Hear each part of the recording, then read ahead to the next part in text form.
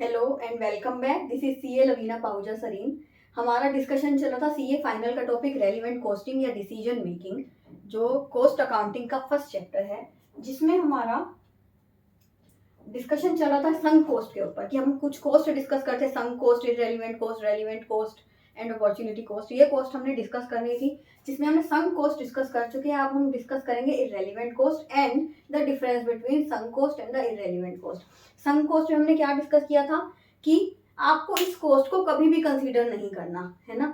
जैसे कोई भी चीज, कोई खर्चा हो चुका है ऑलरेडी, कोई एक्सपेंस हो चुका है, और अब आपने क्या करना है। जैसे हमने जो वास का एग्जांपल लिया था कि ये वास हमारे पास पड़ा हुआ है, अब हम इस पे कुछ और करेंगे तो वास जितने का था वो हमारे लिए वेस्ट है, तो दैट इज संक कॉस्ट। एक एग्जांपल और हमने रेंट का लिया था। अब संक कॉस्ट क्या होती है, चाहे हम कुछ करें या ना करें वो होगी। अब हमारा नेक्स्ट आता है इररेलेवेंट कॉस्ट।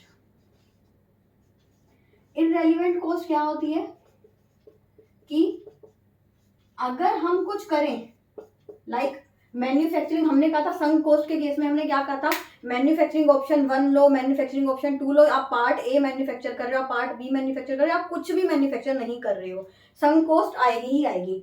और इस वाले केस में, इररेलेवेंट कॉस्ट के केस में क्या होता है, आप पार्ट ए मैन्युफैक्चर कर रहे हो, पार्ट बी मैन्युफैक्चर कर रहे हो, आप कुछ मैन्युफैक्चर नहीं कर रहे हो, पार्ट ए और पार्ट बी के केस में कॉस्ट सेम आएगी, बट अगर आप कुछ भी मैन्युफैक्चर नहीं कर रहे हो तो वो कॉस्ट नहीं आएगी।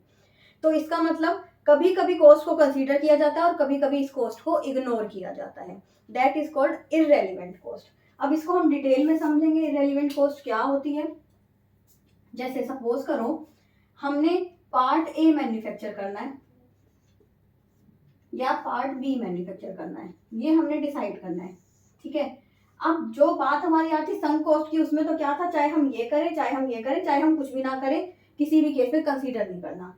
अब इररेलेवेंट कॉस्ट क्या होती है, सपोज करो हमारे पास एक लेबर है, उस लेबर को हमने हायर कर रखा है, ठीक है कैजुअल बेसिस पे, पर आवर बेसिस पे। उस लेबर से चाहे हम ए काम करवाएं, चाहे हम पार्ट बी का काम करवाएं, पार्ट ए का काम करवाएं चाहे पार्ट बी का काम करवाएं, उस लेबर के पर आवर के चार्जेस फिक्स्ड है ना। बट अगर वो लेबर खाली बैठी है ना, that is not permanent labour. अगर वो लेबर खाली बैठी है तो हम उसको हटा देते हैं, that is temporary labour, casual labour भी कहते हैं इसको। तो उस केस में क्या होता है, ये इररेलेवेंट कॉस्ट होती है। इसका मतलब अगर आपके पास लेबर के 1000 आवर्स हैं, ठीक है, आपने क्या करना है, इस 1000 आवर्स की पेमेंट करनी है सपोज 50,000 रुपीज। अब चाहे आप लेबर को से पार्ट ए बनवाओ चाहे आप पार्ट बी बनवाओ, आपने सैलरी 50,000 देनी ही देनी है, वेजेस या सैलरी जो भी, 50,000 देनी ही देनी है। बट अगर आप कुछ भी नहीं बनवाते तो आप उस लेबर को हटा दोगे, 50,000 सैलरी नहीं लगेगी, तो that is called irrelevant cost.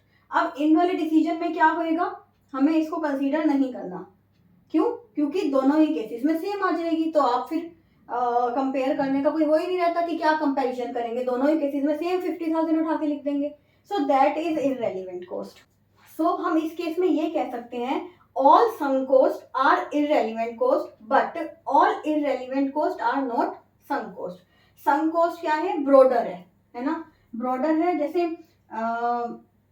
हमने क्या करा, पार्ट ए बना रहे हैं या पार्ट बी बना रहे हैं या हम कुछ भी नहीं बना रहे, अगर बात आती है संक कॉस्ट की तो यहां भी इग्नोर करो, यहां भी इग्नोर करो, यहां भी इग्नोर करो। क्यों? क्योंकि वो सेम होगी तीनों ही केसेस में, है ना। अब जब बात आती है कि सिलेक्शन की, कि कौन सा हमें लेना है या नहीं लेना, तो ये दोनों एक में आ जाएंगे और ये अलग हो जाएगा। इट मीन जब इररेलेवेंट कॉस्ट आएगी तो यहां पे तो इररेलेवेंट कॉस्ट नहीं होगी, बट इनमें से हम कोई भी ले लेते हैं सेम होएगी, है ना। जब सिलेक्शन, अब किस वाली चीज की बात आती है कि मैन्युफैक्चरिंग करनी है या नहीं करनी, उस केस में आप क्या करोगे, इररेलेवेंट कॉस्ट को कंसीडर करोगे।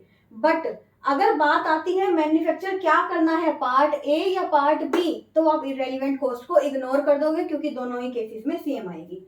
बट बात जब संक कॉस्ट की आती है तो चाहे वो सिलेक्शन की बात हो कि मैन्युफैक्चरिंग करनी है या नहीं करनी, आपको इग्नोर करना है। चाहे बात आएगी मैन्युफैक्चर अगर करेंगे, पार्ट ए करेंगे या बी करेंगे, आपको फिर भी इग्नोर करना है। आपको हर हाल में सम कॉस्ट को इग्नोर करना है, पर इररेलेवेंट कॉस्ट को जहाँ पे बात सिलेक्शन की आएगी कि करना है, मैन्युफैक्चर करना है या नहीं करना, तो क्या करोगे?